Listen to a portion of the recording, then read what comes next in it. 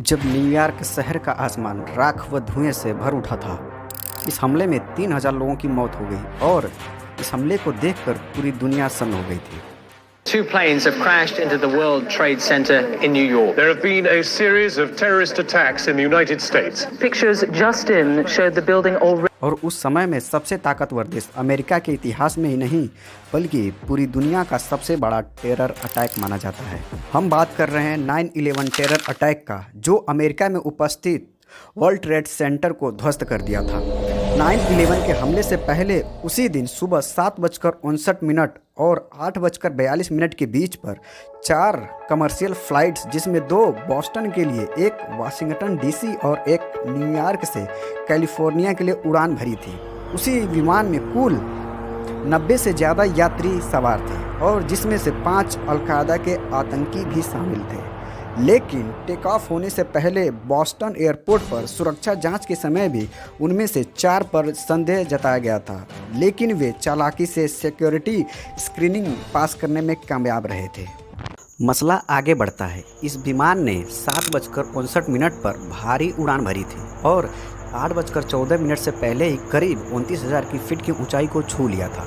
उसमें बैठे पैसेंजर को क्या पता था कि ये उड़ान उनकी ज़िंदगी की आखिरी उड़ान थी। इसके बाद आतंकियों ने अपनी साजिशों को अंजाम देना शुरू कर दिया था।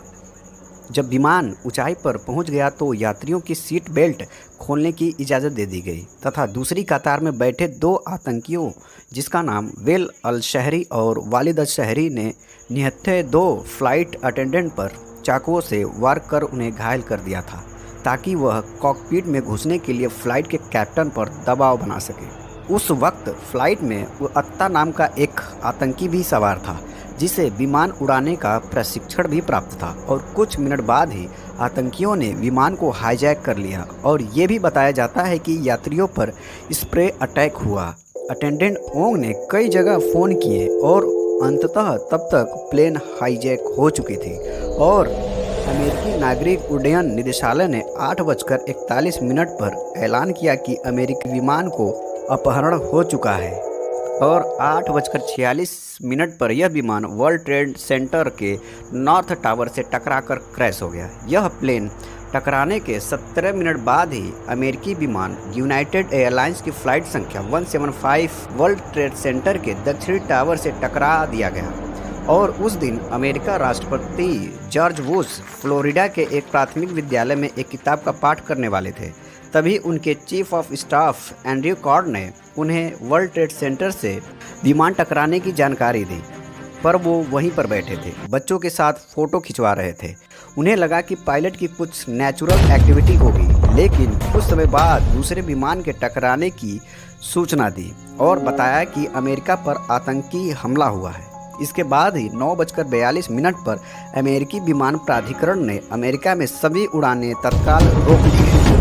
अलकायदा का दावा था कि उनका अगला निशाना वाशिंगटन डीसी था, जो अमेरिका का कैपिटल भी था। दूसरा निशाना अमेरिका का व्हाइट हाउस था।